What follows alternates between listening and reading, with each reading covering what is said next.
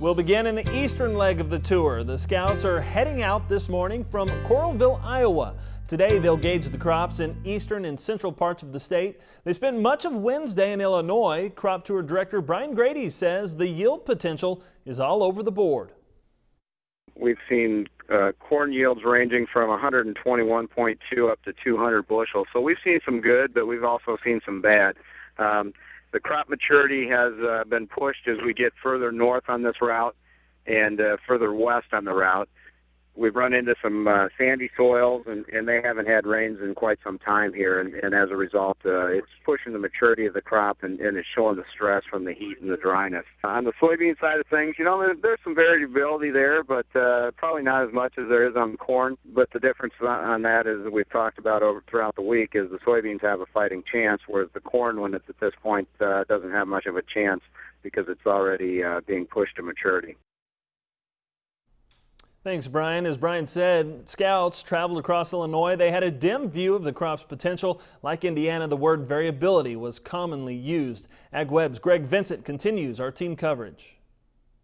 After the Pro Farmer Midwest Crop Tour swing through Indiana showed a disappointing 24 bushels below the 2010 tour, there were low expectations but high hopes that Illinois could make up the difference and help raise the national corn yield this year. I doubt it. Based on what we're hearing tonight from people that were at this meeting and some of what we saw today in the samples we pulled, boy, if that's any indication, I'd be surprised if it does. Those comments were made on Tuesday night after only half of Illinois was completed. With the other half of Illinois behind him, his attitude hadn't changed. We had a low of about 96 and we had a high of about 227, so, and everything kind of in between so far. So it's definitely not going to be one of those deals where it's going to make up a lot of slack for what we're missing. That high-yielding field belongs to John Obrey of Metamora, Illinois, and he compares this year's crop to 2010. Last year there was a big difference between corn on corn and first-year corn. The first-year corn early showed a lot of nitrogen deficiencies and wet feet symptoms, and the corn on corn looked a little bit better. That's kind of narrowed a little bit. I think overall the county average is going to be down. The big difference between Illinois and the states further east, at least, is that this crop is considerably more developed.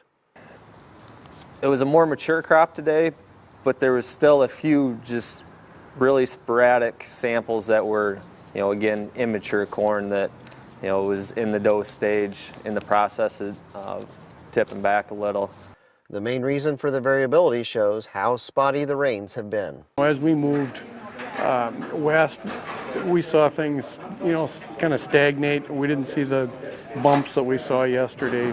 The exception, of course, today was we had one irrigated field. Well, that just tells me that lack of water, you know, really does hurt yield. Reporting from Central Illinois on the Pro Farmer Midwest Crop Tour, I'm Greg Vincent. Thanks, Greg. Now to the western leg. The teams of Field Scouts will depart from Spencer, Iowa this morning. Their trek today will take them through western Iowa and into southern Minnesota. We talked with Tour Director Chip Flory about his perceptions of the Nebraska crop. The corn crop is down about 3%. The ear counts in the state were down 2% from last year. That was the problem that was consistent from route to route to route. Every time we came out of a cornfield, it felt like we were missing 2 or 3 ears in just about every stop. We're in southwest Iowa. That's a pretty disappointing thing. We went through some massive storm damage. As we're working our way to the north, we're getting into some better corn, but the moisture is leaving the soil, and we're getting into some drier conditions. Reporting from the western leg of the Pro Farmer Midwest Crop Tour, I'm Pro Farmer Editor Chip Flory. As far as the soybean crop, Chip says Nebraska has a good crop. It's close to last year's yield. He sees little, if any, disease pressure. Chip says the Field Scouts got a first-hand look at the severe flooding along the Missouri River. In fact, it impacted their route. Typically, they would cross from Nebraska into Iowa and Nebraska City, but the highway is closed.